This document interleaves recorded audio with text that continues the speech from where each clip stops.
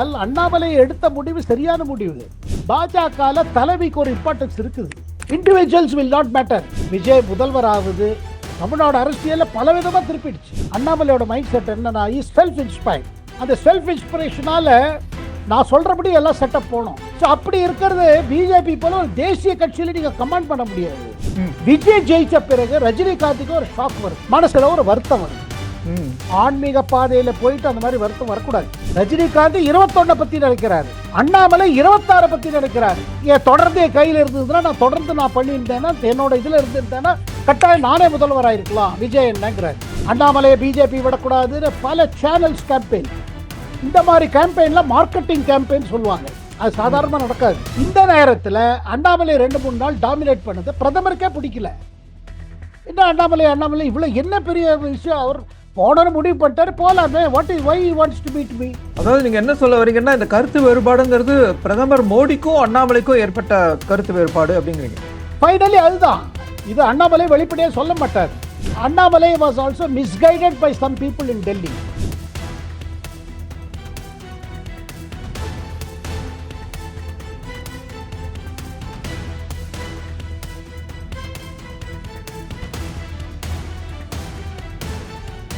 தென்னவன் viewers நண்பர்களே, உங்கள் எல்லாரையும் வரவேற்கிறேன்.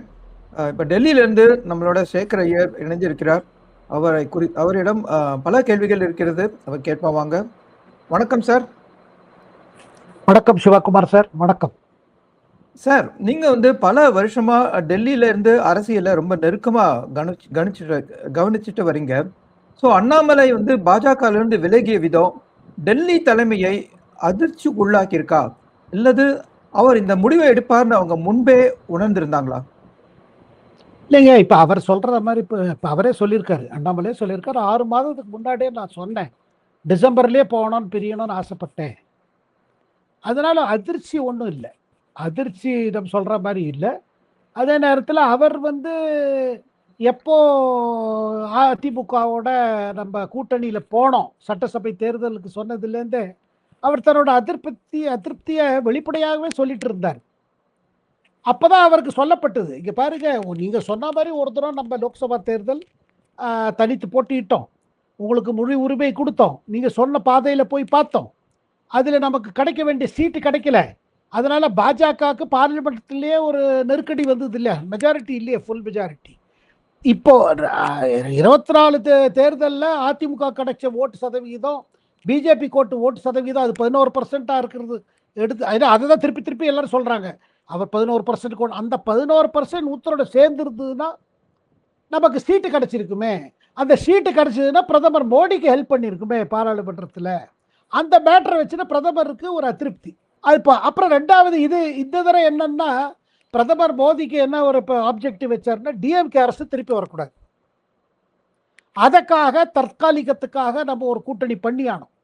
அதுவுங்க அண்ணாமலை 24 தேர்தலுக்கு முன்பா பார்த்தீங்கன்னா 23 வாக்குலேயே நீங்கள் என்ன பார்க்குறீங்க, என்டிஏ பேசப்படுகிறது, அதிமுக என்டிஏல இருக்கு. அப்போ இருக்கும்போது இவர் விமர்சிக்க ஆரம்பிக்கிறாரு, தன்னோட பாத யாத்திரையில் அதிமுக விமர்சிக்கிறாரு, ஜெயலலிதா விமர்சிக்கிறாரு, நடுவில் அண்ணாவையும் விமர்சித்தாரு. இந்த மாதிரி ஒரு கான்ட்ரவர்ஷியல் ஃபேஸ் இருந்து பார்த்தீங்களா. அப்போ அதிமுகவில் அதிருப்தி. இதை தவிர்த்து என்டிஏ கூட்டணியிலேருந்து இந்த மாதிரி பேசும்போது அவர் பலமுறை சொன்னாங்க, நீங்கள் உங்கள் ஃபோக்கஸ் டிஎம்கே மேலே வைங்கன்னு. ஆனால் இவர் நடுவில் அதிமுகவையும் பண்ணியிருந்தார். அதுக்கு பிறகு என்ன ஆச்சுன்னா, அவர் சரி நீங்கள் உங்களுக்கு கஷ்டமாக இருந்ததுன்னா நீங்கள் நயினார் வரட்டும், ஒரு நியூட்ரல் பர்சன் வரட்டும், ஏன்னா அதிமுகவோட நாங்கள் போனோன்னு முடிவு பண்ணிட்டோம், ஏன்னா எங்களுக்கு டிஎம்கே திருப்பி வரக்கூடாது. ஒரு அதாவது பிஜேபிக்கு 2 ஸ்ட்ராட்டஜி எப்போதும் உண்டுங்க, ஒன்று லாங் டேர்ம், ஒன்று ஷார்ட் டேர்ம். ஷார்ட் டேர்மில் நம்ம அதிமுகவோட போய் திமுக போனோம், அதெல்லாம் சொல்லி பார்த்தாங்க, இவர் அதை ஏற்றுக்கல. அப்புறம் ஒரு விதமாக சரி அவங்க டிட்டர்மெண்டாக கன்வே பண்ணிட்டாங்க. அதுக்கப்புறம் இவர் ரொம்ப அதிருப்தியில் இருந்தார். அந்த நேரத்தில் விட்டுட்டு போயிருக்கலாம், அப்போ அவர் போகல. ஆனால் அவர் என்ன பண்ணார், இருந்துட்டே கோஆப்ரேட்டே பண்ணல.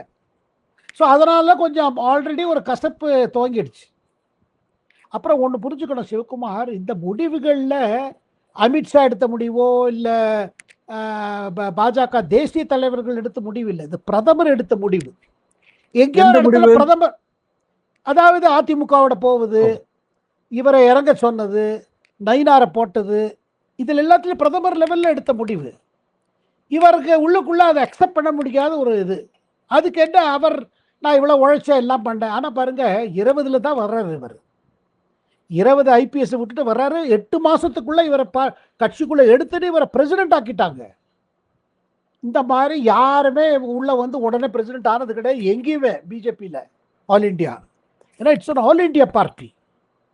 ஆனால் இவருக்கு ஒரு தனி இது கொடுத்தாங்க. ஏன்னா பிரதமர் நினைச்சா இவருக்கு டேலண்ட் இருக்கு, இது ஒரு புது எக்ஸ்பெரிமெண்ட் பண்ணுவோன்னு.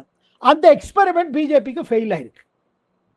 ஏன்னா நீங்க சிஸ்டத்துக்குள்ளேருந்து வந்தீங்கன்னா உங்களுக்கு புரிஞ்சுப்பீங்க பாஜகவில் முடிவுகள் எப்படி எடுக்கப்படுறது. இண்டிவிஜுவல்ஸ்க்கு இம்பார்ட்டன்ஸ் இருக்குது, ஆனால் அதே நேரத்தில் கட்சியோட லாங் டேர்ம் ஸ்ட்ராட்டஜி, கட்சி எடுக்கிற முடிவுக்கு நீங்கள் பணியணும். அது பணியலைன்னா உங்களுக்கு கஷ்டமாகும். இப்போ பாருங்க, பாஜக விட்டு சில வெளியேறின தலைவர்கள்லாம் பாருங்களேன். கல்யாண் சிங் உத்தரப்பிரதேஷ் சீஃப் மினிஸ்டராக இருந்தார். பாபரி மஸ்ஜித் இடிக்கப்பட்ட போது அவர் தான் முதல்வர். அதுக்கப்புறம் நரசிம்மராவ் கவர்மெண்ட் அவர் டிஸ்மிஸ் பண்ணார். அவருக்கும் பாருங்க சில பிரச்சனைகள்லாம் வந்த போது என்ன ஆச்சு, அவர் தனி பாதையில் போன விரும்பினார், அப்போ கூட அவர் தடுக்கல. அண்ணாமலை கல்யாண் சிங் மாதிரி இல்லை. இங்கே யூபியில் ஒரு பெரிய டால் லீடர், அவரும் ஓபிசி லீடர். நான் எதுக்கு உதாரணம் சொல்ல வரேன்னா, பாஜகவில் தலைமைக்கு ஒரு இம்பார்ட்டன்ஸ் இருக்குது. Individuals will not matter. இப்போ பாருங்க, அத்வானி ஒரு தடவை ட்ரை பண்ணாங்க பிரைம் மினிஸ்டர் கேண்டிடேட்டா 2009. அது ஒர்க் அவுட் ஆகல. மன்மோகன் சிங் அதிகமாக ஓட்டு வந்துருச்சு. திருப்பி 2ஆம் முறை யூபிஏ வந்தது. மீண்டும் அத்வானி ஆசைப்பட்டார், என்ன திருப்பி என்ன பிஎம் கேண்டிடேட்டா போடும்போது கட்சிக்குள்ள அது அக்செப்டபிள் ஆகல. அதனால மோதியை ப்ரொஜெக்ட் பண்றதுல எதிர்த்தார் அத்வானி. அவரோட கூட இருக்கிறவங்களுக்கு எதிர்த்தாங்க. பட் அது அக்செப்ட் ஆகாதப்பட்ட அத்வானியே பார்ட்டிக்கு சப்மிட் ஆகுது. அதனால பாஜக வந்து அத்வானி செய்த துரோகமா? ஸோ இந்த மாதிரி பல கேள்விகள்லாம் வருது. அதே நேரத்தில் இங்கே பாருங்க, அண்ணாமலைக்கு லீடர்ஷிப் குவாலிட்டி இருக்குது, இளைஞரை அட்ராக்ட் பண்ணாரு, அது இருக்குது. ஆனால் பிஜேபியோட சிஸ்டத்தில் அவரால் ஃபிட் ஆக முடியல. ஸோ அப்படி இருக்கிற சுச்சுவேஷனில் அப்போவே டிசம்பர்லேயே இப்போ சொல்கிறாரு, நான் டிசம்பர்லேயே சொல்லிட்டேன் நம்ம நான் போனோன்னு. ஏன்னா என்ன இருக்க சொன்னாங்க, இந்த தேர்தல் முடிகிறவர்கள் இருக்க சொன்னாங்க. தேர்தலுக்காகவும் கேம்பெயினும் பண்ணார் இவர், அவருக்கு ஹெலிகாப்டரும் கொடுத்தாங்க. பட் எங்கே ஒரு இடத்துல பார்த்தீங்கன்னா அவருக்கு சரிப்பட்டு வரல இது. ஆகையால் அண்ணாமலை எடுத்த முடிவு சரியான முடிவு. இல்லை எப்போ உங்களுக்கு இந்த சிஸ்டத்தில் உங்களுக்கு நம்பிக்கை இல்லையோ, இல்லை அவருக்கு திருப்பி திருப்பி மனசில் வந்த கேள்வி இதுதான், நான் திருப்பி இந்த கட்சிக்காக உழைச்சோ இல்லை கட்சிக்காக ஏதோ பண்ணியோ என்ன முதல்வராக ஆக்குவாங்களா? அந்த கேள்வி அவர் மனசில் இருந்துகிட்டே இருந்தது. Because he was ambition. ஒரு ஆம்பிஷன் இருக்க வேண்டியதானே ஒரு அரசியல் தலைவருக்கு. And he is very young. 42 வயசு ஒரு யங் பர்சனுக்கு ஒரு ஆம்பிஷன் இருக்க வேண்டியது அவசியம்தான். ஸோ ஆகையால் அவர் தொடர்ந்து வருத்தப்படுறதை விட தனியாக போய் அவர் ஃபுல் டேலண்ட் இது பண்ணட்டப்ப இதில் ஒன்றும் இது இல்லை. ஆனால் கட்சிக்குள்ளே பல பேருக்கு வருத்தம் இருக்குது, திருப்பி எல்லாம் ஆரம்பிக்கணுமேனு. ஆனால் இந்த விஜய்ங்கிற ஒரு ஃபேக்டர், ஒரு தமிழ் வெற்றி கட்சி வந்தது, ஒரு சுனாமி போல ஒரு ரிசல்ட்டு, விஜய் முதல்வர் ஆகுது, தமிழ்நாடு அரசியலில் பல விதமாக திருப்பிடுச்சு. இப்போ ஒரு கட்சி இல்லை இதில் அஃபெக்ட் ஆகாத கட்சி. இப்போ டிஎம்கேக்குள்ளே ஒரே இதுவாக இருக்குது, ஒரு என்ன சொல்கிறது, ஒரு கொந்தளிப்பு இருக்குது. அதிமுகவில் நீங்கள் பார்க்குறீங்க, அதிமுகவில் 3ஆம் கட்ட தலைவர்கள், 4ஆம் கட்ட தலைவர்கள், முன்னாள் எம்எல்ஏக்கள், அமைச்சர்கள்லாம் போய் சேர்றாங்க விஜய் கட்சியில். அது மேலே பிளவு ஏதோ ஒரு விதமாக இப்போ நிற்கிறது, பட் கீழே எல்லாம் போகிறாங்க. ஸோ ஒரு பெரிய ஒரு விஜய் ஃபேக்டர், ஒரு பெரிய டிஸ்டரப்டர், ஒரு பெரிய டெக்டானிக் இது சொல்லலாம் தமிழ்நாடு அரசியல். அந்த நேரத்தில் இவர் ஒரு முடிவு எடுத்திருக்காரு. ஆனால் அண்ணாமலைக்கு பாதை ரொம்ப வெகு தூரம் போனோம். It's not so easy. And நான் கேள்விப்படுறது என்னென்னா, அவர் தயாராக இருக்காருன்னு. அதாவது வெளியில் சொல்கிறாரு, ஒரு ட்ரைனிங் இன்ஸ்டியூட்டு இது பண்ணுவோம், அதுக்கு அப்துல் கலாம் நினைவில் ஒரு இன்ஸ்டியூட்டில் தான் எல்லா பப்ளிக் பிரதிநிதிகள் எல்லாரையும் ட்ரெயின் பண்ணிவிட்டு அப்புறம் தான் அவங்க தேர்தலில் கேண்டிடேட்டாக நிப்பாட்டுவோம்லாம் சொல்கிறாரு. பட் நான் கேள்விப்படுறது என்னென்னா, இஸ் ரெடி. ஏன்னா பாருங்க, ரியல் பாலிடிக்ஸில் உங்களுக்கு அவ்வளோ நேரம் கிடைக்காது.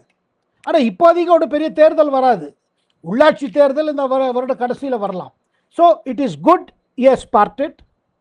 It is good he will get an opportunity to do what he wants. ஏன்னா அவரோட மைண்ட் செட் பாருங்க, அண்ணாமலையோட மைண்ட் செட் என்னன்னா, இஸ் செல்ஃப் இன்ஸ்பயர்ட். அந்த செல்ஃப் இன்ஸ்பிரேஷனால் நான் சொல்றபடி எல்லாம் செட்டப் போகணும். ஸோ அப்படி இருக்கிறது பிஜேபி போல ஒரு தேசிய கட்சியில் நீங்கள் கமாண்ட் பண்ண முடியாது. ஏன்னா party has to accommodate several things. Plus அதோட national interest, national political targets அதுவும் இருக்குது. அதில் இவர் செட் ஆக மாட்டார். அது ஒரு பக்கம். ஆனால் எனக்கு ஆச்சரியம் என்ன சிவகுமார் என்னன்னா, முடிவோ எடுத்துட்டார் போகிறதுக்கு. இது 6 மாதம் முன்னாடியே சொல்லிட்டாரு. அதுக்கு பிறகு இவ்வளோ பிளான் போட்டு வச்சிருக்காரு. அன்னைக்கு உங்களுக்கு இவ்வளோ பிளானை சொன்னது ஒரு நாளில் போட்ட பிளான் இல்லை. இதற்கிடையே இவர் டெல்லி போய் சந்திச்சு அமித்ஷாவை பார்க்கணும்னு ஆசைப்படுறாரு. பிரதமரை சந்திக்கணும் ரொம்ப ஆவலா டைம் கேட்குறாரு. அது கிடைக்கல. இவருக்கு பிஜேபியில் வரதுக்கான காரணமாக இருந்த BL சந்தோஷ் அவர் மூலமாக ட்ரை பண்ணுறாரு. இதற்கு பின்னாடி இப்போ நேத்திக்கே அவர் சொன்னது என்னன்னா, நான் ரஜினிகாந்தோட தொடர்பில் இருந்தேன், ரஜினிகாந்த் என்னை கைடு பண்ணார். அப்போவே நான் 2020 IPS விட்டுட்டு அரசியல் ஏதாவது நான் பப்ளிக் லைஃப்பில் பண்ணணும்னு நினைக்கும் பொழுது எனக்கு ரஜினிகாந்த் கைடு பண்ணார். அந்த நேரத்தில் அப்போது அவர் வந்து நீங்கள் பிரதமரோட மோடியை ஸ்ட்ரெங்தன் பண்ணிவிட்டு பிஜேபியில் போங்கோ. BL சந்தோஷ் கர்நாடகை சேர்ந்தவர், அவரோட இது உண்டு அவருக்கு.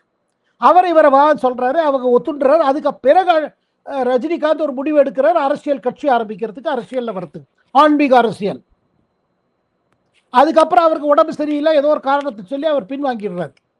அதுக்கு பிறகு இதான் சிவகுமார் சார் ரொம்ப டேர்னிங் பாயிண்ட் நான் நினைக்கிறேன். விஜய் ஜெயிச்ச பிறகு ரஜினிகாந்துக்கு ஒரு ஷாக் வருது, மனசுல ஒரு வருத்தம் வருது. ஆன்மீக பாதையில போயிட்டு அந்த மாதிரி வருத்தம் வரக்கூடாது. ஆனா அவர் மனசுல என்ன பண்றது, 21 நம்ம கூட இதை அச்சீவ் பண்ணியிருக்கலாம். ஏன்னா ஒரு பப்ளிக் ஸ்டேட்மெண்ட் கொடுக்குறாரு, தட் விஜய் இவர் சந்திச்சு கிரீட் பண்ணல, அப்படி இப்படிலாம் ஒரு ஊழடங்களில் இதை பற்றி பேசும்போது அவர் என்ன சொல்கிறாரு, இல்லை நான் ஆல்ரெடி கிரீட் பண்ணிட்டேன், நான் யாரையும் போய் பார்க்கறது இல்லை. அப்போ ஒரு கேள்வி வருது, 21 நீங்கள் தனியாக போயிருந்த கட்சி ஆரம்பிச்சிருந்தா நீ முதல்வர் ஆயிருப்பா, கட்டாயம் ஆயிருப்பேங்கிறாரு. அப்போ 2 பேர் இருக்காங்க யாரு who are very upset with Vijay becoming CM. ஒன்று ரஜினிகாந்த் ஹிம்செல்ஃப், யார் இவருக்கு மென்டர். அவரே அண்ணாமலையே என்ன நினைக்கிறாரு, அண்ணாமலை கூட அதே தான் நினைக்கிறாரு. ரஜினிகாந்தும் நினைக்கிறாரு, ரஜினிகாந்த் 21 பத்தி நினைக்கிறாரு, அண்ணாமலை 26 பத்தி நினைக்கிறாரு. ஏன் தொடர்ந்து என் கையில் இருந்ததுன்னா, நான் தொடர்ந்து நான் பண்ணியிருந்தேன்னா, என்னோட இதுல இருந்திருந்தேன்னா கட்டாயம் நானே முதல்வராயிருக்கலாம் விஜய் என்னங்கிறாரு. ஏன்னா இதை ஒரு நேச்சுரல், இந்த தாட்ஸ் நேச்சுரலா வரும் யாருக்குமே.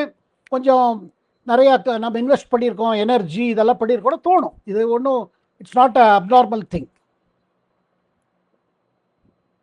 இட்ஸ் நார்மல் தான். ஸோ பட் ஒன்று விட என்னங்க எனக்கு என்ன புரியலன்னா, இவ்வளோ பில்டப் எதுக்கு பாருங்க. குட் பைனா குட் பைன்னு சொல்லிடலாம். டெல்லியில் போய் இங்கே மீடியாவில் ஒரு பில்டப்பை பண்ணி, டெல்லி மீடியாவில் தமிழ்நாடு அரசியலை புரிஞ்சுக்க முடியாது, அண்ணாமலையை பிஜேபி விடக்கூடாதுன்னு பல சேனல்ஸ் கேம்பெயின். இந்த மாதிரி கேம்பெயின்லாம் மார்க்கெட்டிங் கேம்பெயின் சொல்லுவாங்க, அது சாதாரணமாக நடக்காது. யாராவது அண்ணாமலைக்காக இவ்வளோ செலவு பண்ணணும் டெல்லியில், இல்லைன்னா இது முடியாது. ஒரு மார்க்கெட்டிங் டாக்டிக்ஸ் அது. இவர் விடக்கூடாது, பிஜேபி தப்பு பண்ணிட்டாங்க, பிரதமர் சந்திக்கலைன்னா. ஆனால் பிரதமர் எடுத்த முடிவு என்னன்னா, இல்லை அவர் சந்திக்க விரும்பலை. ஏன்னா அவருக்கு பல தகவல் வந்துட்டு இருக்கு that there are forces who are pushing Annamalai to create an embarrassing moment for Prime Minister. நான் ரொம்ப சீரியஸாக சொல்கிறேன். ஏன்னா பாருங்க, 12 வருஷம் ஆகி இப்போ கொண்டாட்டம் ஆரம்பிக்கிறது. இந்த நேரத்தில் அண்ணாமலை 2-3 நாள் டாமினேட் பண்ணது பிரதமருக்கே பிடிக்கல. என்ன அண்ணாமலை இவ்வளோ என்ன பெரிய விஷயம், அவர் போனோன்னு முடிவு பண்ணிட்டாரு, போகலாமே, why he wants to meet me அப்படின்னு அவர் மனசுல எனக்கு தோணித்து. இவ்வளோ மேட்டர் நேஷனல் இதில் டாமினேட் பண்ணுறதா, எத்தனை பிரச்சனைகள் ஓடிட்டு இருக்கு. டிஎம்சியில், திரிணாமுல் காங்கிரஸில் பயங்கர கலர்ச்சி இருக்கு. ஏதோ பிஜேபியில் ஏதோ பெரிய அதிர்ச்சியான மாதிரி நான் கேள்விப்பட்டது என்னன்னா, பிரதமர் வாஸ் சர்ப்ரைஸ். எதுக்கு இவ்வளோ பில்டப், என்ன இது? அதில் என்ன கேட்டிங்கன்னா, பிரதமருக்கு அண்ணாமலை மேலே ஒரு இது வந்துருச்சு. அதை தவிர்த்துங்க 2024 லோக்சபா தேர்தலில் கேட்டதெல்லாம் கொடுத்தாங்க. மத்திய பாஜக தரப்புல ஃபண்ட்ஸு அது இது அதை வச்சுட்டு கூட சர்ச்சையாச்சு. ஃபண்ட்ஸு சரியாக செலவழிக்கப்படலை, சரியாக இது ஆடலை. அதை தவிர்த்து இவரோட நடத்துகிற இந்த ஃபவுண்டேஷனுக்கும் எக்கச்சக்கா ஃபண்ட்ஸ் வருது, இந்த மாதிரி பேச்செல்லாம் வேறு போகிறது. ஃபண்ட்ஸில் கொடுக்குறவங்க யார், இது எல்லாத்துக்கும் ஒரு டீட்டெயில்ஸ் போயிட்டுருக்கும் இல்லை டெல்லிக்கு. ஸோ ஒரு இவரோட ஆம்பிஷன், இவரோட டிரைவ். அப்புறங்க இண்டிவிஜுவல் ஆம்பிஷன் வந்து பிஜேபியில் எல்லா தலைவர்களும் இருக்கும். But it is subject to BJP party strategy. அது டியூனிங் ஆள வச்சுக்கோங்க, அங்கே அவங்க சரி வராது. அந்த மாதிரி ஒரு சுச்சுவேஷன்ல தான் அவர் இந்த மாதிரி ஒரு முடிவுக்கு வந்துட்டார். But it is good. ஏன்னா அதாவது எப்படிங்க, ஆம்பளை பொண்டாட்டி சண்டை பிடிச்சுன்னு ஒரு மேரேஜ்னு இருக்கிறத விட கருத்து வேறுபாடு வந்துருச்சுன்னா சமூகமாக போகலாம், நோ ப்ராப்ளம். ஆனால் ஒரு கேள்வி திருப்பி திருப்பி என்ன வரும்னா, தமிழ்நாடு அரசியலில் எந்த ஸ்பேஸ் ஈ வில் ஆக்கிப்பை? பிஜேபி விட்டப்புறம் இப்போ சில பேர் சொல்கிறாங்க, இல்லை பிஜேபி தான் அனுப்பிச்சு வச்சிருக்கு, இஸ் சென்ட் பை பிஜேபி, போயிட்டு வாங்க அப்புறம் சந்திக்கலாம். அந்த மாதிரிலாம் பிஜேபி அவுட் சோர்ஸ் பண்ணுறதா நான் நினைக்கிறது இல்லை. இவருக்கு போக பிஜேபி எதிர்க்க முடியும். Has to oppose Modi and அவர் அப்போஸும் பண்ணுவார். இன்னைக்கு மோடி தலைவர் சொல்கிறாரு, கட்டாயம் ஒரு காலகட்டம் வரும் எங்கே எஸ் டு பி ஃபர்ம் அகே. இப்போ பாருங்க 3 மொழி கொள்கையை எடுத்து சொல்லியிருக்காரு. போப்பை you will have to oppose, அதையும் பண்ணுவார் அவர். ஏன்னா பொலிட்டிக்கல் அந்த மாதிரி போகும். சிவகுமார் சார். ஓகே, நீங்க வந்து அண்ணாமலையும் ரஜினிகாந்தும் வந்து ஏதோ ஒரு பாயிண்ட்ல இணையற மாதிரி ஒரு இப்போ ஒரு தகவலை சொன்னீங்க. ஸோ இவங்க 2 பேரும் வந்து எதிர்காலத்துல இணைஞ்சு பணியாற்றக்கூடிய சாத்தியக்கூறு இருக்கு நினைக்கிறீங்களா? அது தமிழ்நாட்டோட அரசியல் கணக்கை மாத்துமா? இல்லைங்க, அது எப்போ அந்த கணக்கு, எந்த நேரத்தில் அந்த கணக்கு கேட்கப்படும், எந்த நேரத்தில் அந்த கணக்குக்கு தகுந்த மாதிரி சூழ்நிலை உருவாகும் பொறுத்து இருக்கு. ஏன்னா இவரே ஓப்பனாக அக்னாலேஜ் பண்ற ரஜினிகாந்த் இஸ் மை கைட். அண்ட் ரஜினிகாந்தும் ஒரு விதமாக சொல்லிட்டாரு, விஜய் முதல்வர் ஆனதில் he is not very happy. And Annamalai feels, எப்படி இவர் ஆனார், நான் இவ்வளோ உழைச்சேன் அப்படி, இவருக்கு ஒரு அதிருப்தி இருக்குது. ஸோ டேர்னிங் பாயிண்ட் 2 பேருக்கும் விஜய் முதல்வர் ஆனது. சென்ட்ரல் அதாவது என்ன சொல்றது, ட்ரிகர் சொல்லுவாங்க பார்த்தீங்களா, ட்ரிகர் வந்து விஜய் ஆனது. அதாவது விஜயை எதிர்க்க வந்து அண்ணாமலையும் ரஜினிகாந்தும் சேரலாம் அப்படின்னு சொல்ல வரீங்களா? தெளிவுபடுத்திக்கிறதுக்காக கேட்குறேன். இல்லை, சேரலாம்னா எப்படி சேருவேன்னா, ரஜினிகாந்த் முழுமையாக வரமாட்டார் முன்னாடி, ஆனால் ஃபுல் சப்போர்ட் கொடுப்பாரு, moral support or whatever support to Vijay, sorry to Annamalai. அது தவிர்த்து திருப்பி அவன் அப்போவே ரஜினிகாந்த் சொல்கிறார் இல்லையா, நம்ம கம்பேர் பண்ணிக்க முடியாது, ஒரு ஜெனரேஷன் டிஃப்ரெண்ட் விஜய். இப்போ விஜய் முதலமைச்சர் ஆகிட்டார், அவர்கிட்ட இருக்கிற எம்எல்ஏஸ் புது ஆள்லாம் வந்திருக்காங்க. இன்னும் 1 இயர் அவருக்கு ஒரு ஹனிமூன் பீரியட், தேன் நிலவு பீரியட் சொல்லுவாங்க. அதுக்கு பிறகு அவரோட அரசோட செயல்லாம் வரும். ஸோ அதில் ப்ளஸ் மைனஸையும் பொறுத்து இருக்கு இவரோட டைமிங். ஆனால் இவர் தயாராகிட்டு இருக்காரு. இவர் சொல்கிற மாதிரி 29 வரையிலோ 30 வரையிலோ காத்துட்டு இருக்க மாட்டார், 31 வரையில். ஏன்னா தமிழ்நாடு அரசியல் போகிற போக்கில் பார்த்தீங்கன்னா, ஆஃப்கோர்ஸ் டிஎம்கே சொல்கிறாங்க இந்த அரசு ஓடாது அப்படி ஒன்றும் இருக்காது. பட் இருந்தும் he will come out fully against Vijay and TVK, number 1. Number 2, எந்த எதிர்கட்சிகளும் இந்த நேரத்தில் they are not able to come out, including DMK. They will also support him மறைமுகமாக. Annamalai they will definitely want Annamalai to do their fighting. ஏன்னா இப்போ அவங்களுக்கு அந்த credibility இல்லை, இவங்களை ரிஜெக்ட் பண்ணிட்டு தானே வந்திருக்காங்க.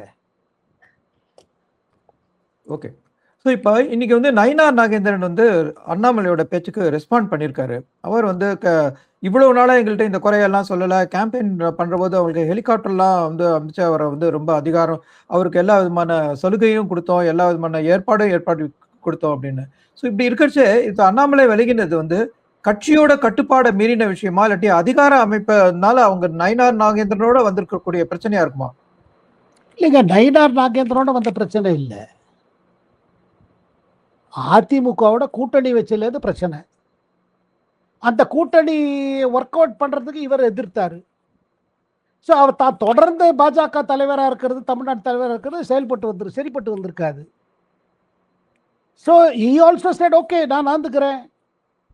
And Nainar was brought because Nainar is a soft leader. அந்த சூழ்நிலைக்காக இவர் இப்போ ரிபல்ட், இப்போ பாருங்க, இப்போ அவர் ஒரு வெளியில் போகலாம் வச்சுக்கோங்க, for all you know he would have again become BJP president, Tamil Nadu BJP president. But அவரோட எண்ணங்கள் வேற மாதிரி இருந்தது அண்ணாமலைக்கு.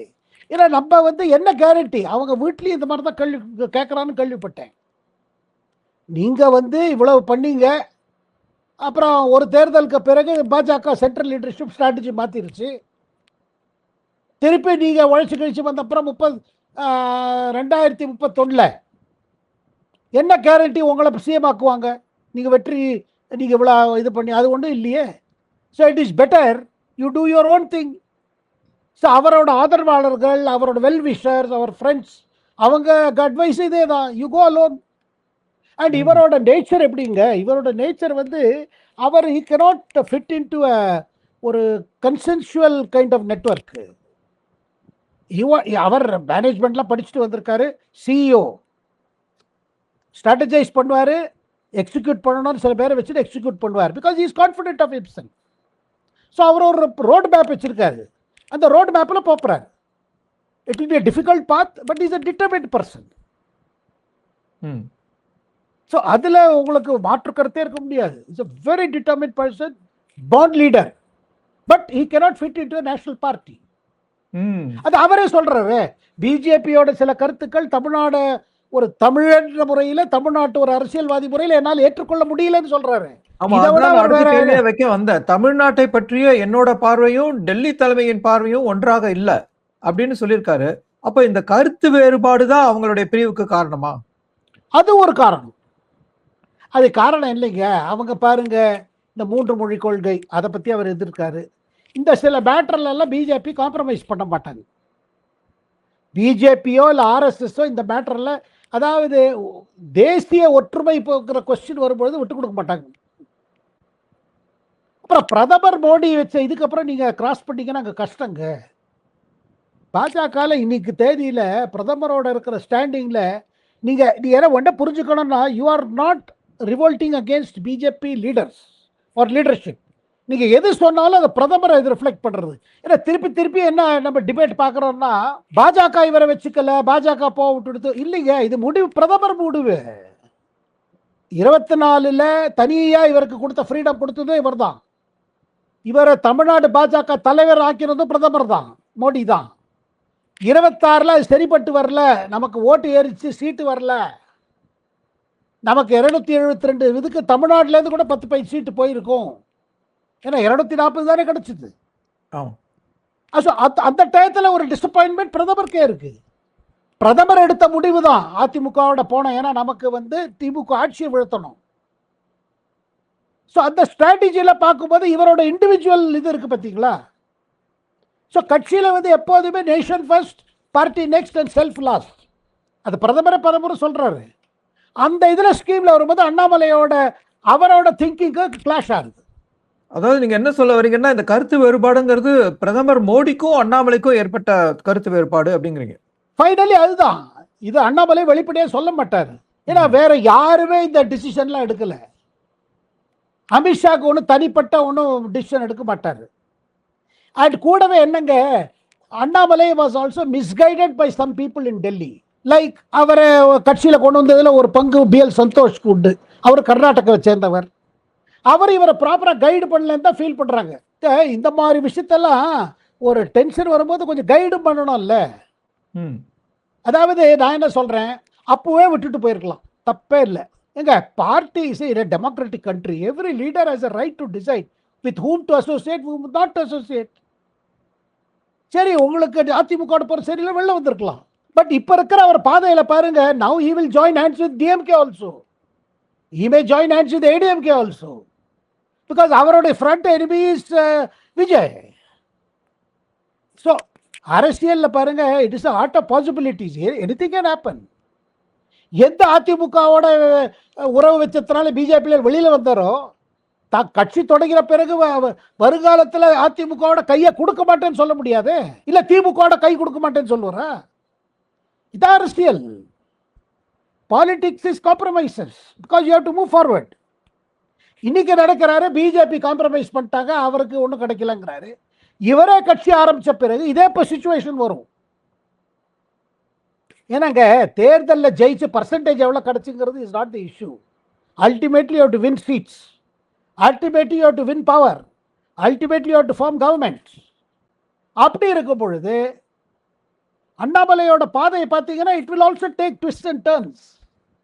But we should wish him well because is a bold man, ஒரு கரேஜியஸ் மேன். ஒரு இதில் இறங்கியிருக்காரு.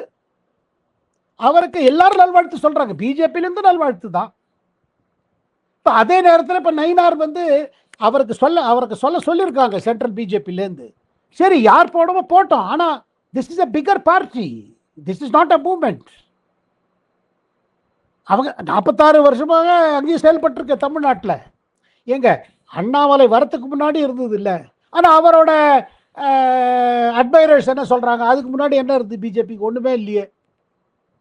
அதுக்கு சில கண்டிஷன்ஸ் இருக்கு.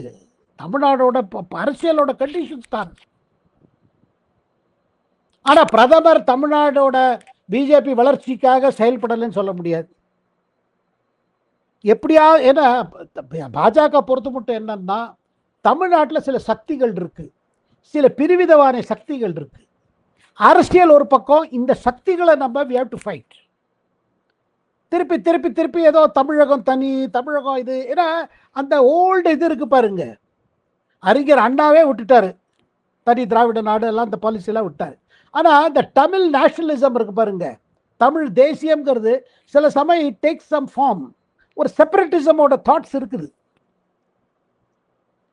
ஸோ பிஜேபியோட இன்டென்ஷன் என்னவா இருந்தது? தமிழ்நாட்டில் பல இளைஞர்கள் தேசபக்தி உள்ளவர்கள், பல வீரர்கள், தமிழ்நாட்டில் பல வீரர்கள் ராணுவ வீரர்களாக செயல்படுகிறார், தேசத்துக்காக நிறைய செய்கிறாங்க. ஸோ அந்த பேட்ரியாட்டிக் ஸ்பிரிட்டை பில்டப் பண்ணணும். அதனால பிரதமர் என்னன்னா தமிழ்நாட்டுக்கு முக்கியத்துவம் இருக்குது. பட் எங்கேயோ ஒரு இடத்துல Annamalai is a man in a Hari and he was not confident. இவ்வளோலாம் நான் பண்ணி என்ன பிஜேபி திருப்பி சிஎம் ஆக்குவாங்களா? வேற யாராவது உட்காந்து வச்சுட்டாங்கன்னா என்ன பண்றது? நம்ம எதுக்கு உழைக்கணும் இவங்களுக்கு? நம்மளே உழைச்சு நமக்கு நாமே.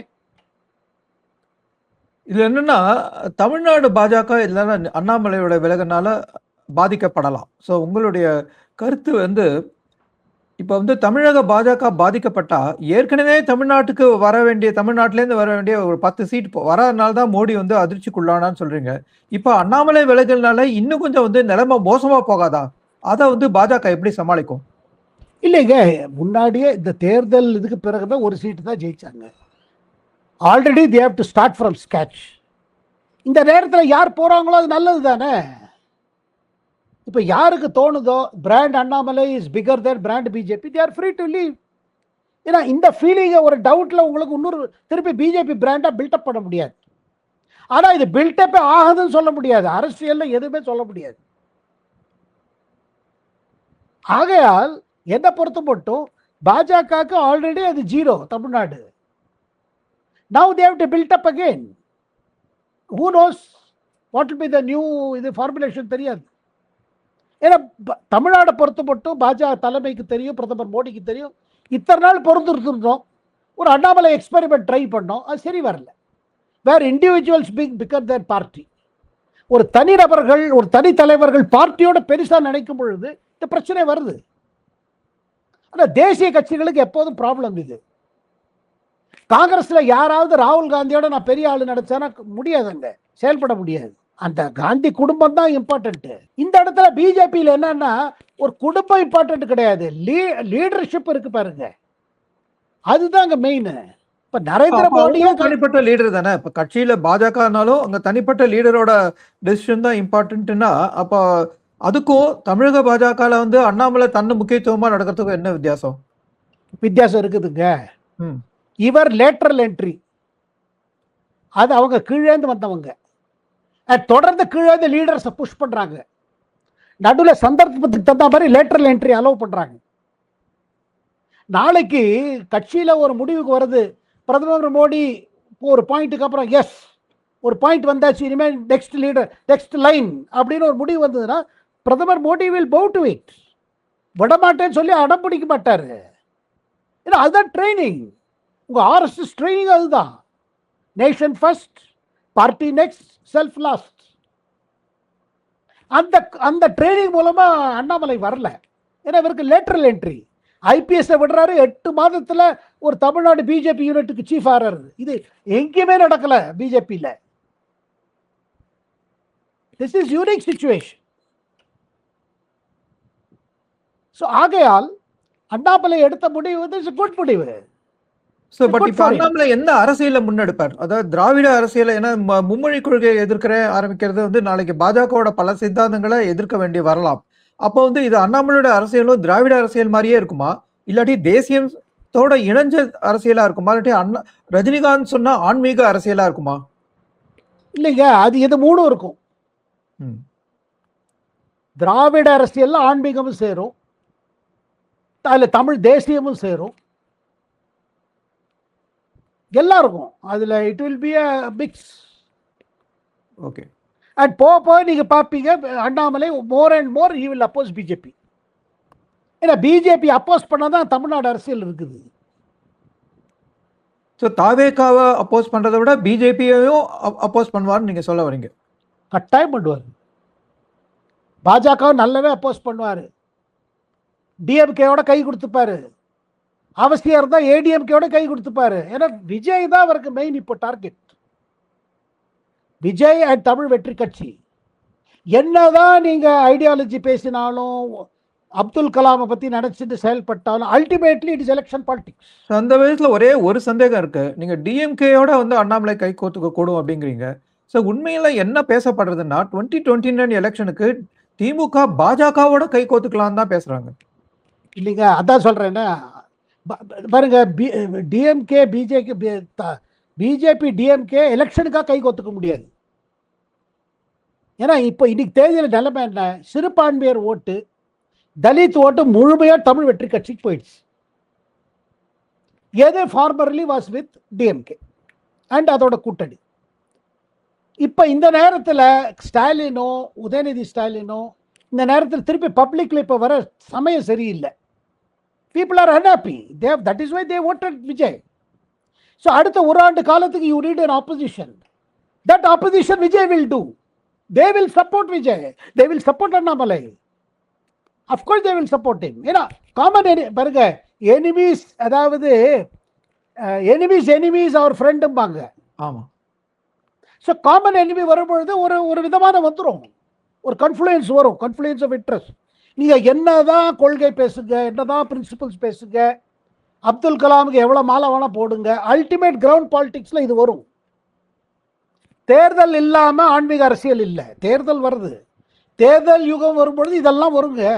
ஸோ நேயர்களே, இந்த ஒரு வித்தியாசமான விவாதத்தை பற்றி உங்கள் கருத்தை நீங்கள் வந்து கமெண்ட் செக்ஷனில் பதிவிடுங்க. ஸோ அரசியலே மாறுதலுக்கு உட்பட்டது அப்படிங்கிறது நம்ம எல்லாரும் புரிஞ்சுக்கிறோம். திரு சேகரையரோட கமெண்ட்லேருந்து இன்னும் அதிகமாக நம்ம புரிஞ்சுக்கிறோம். உங்கள் கமெண்ட் வந்து எங்கள் எல்லாருக்கும் முக்கியம். மீண்டும் ஒரு முறை சேகரையரை அவர்களை சந்திப்போம். அதுவரை நன்றி, வணக்கம். வணக்கம் சார். வணக்கம், மிக்க நன்றி.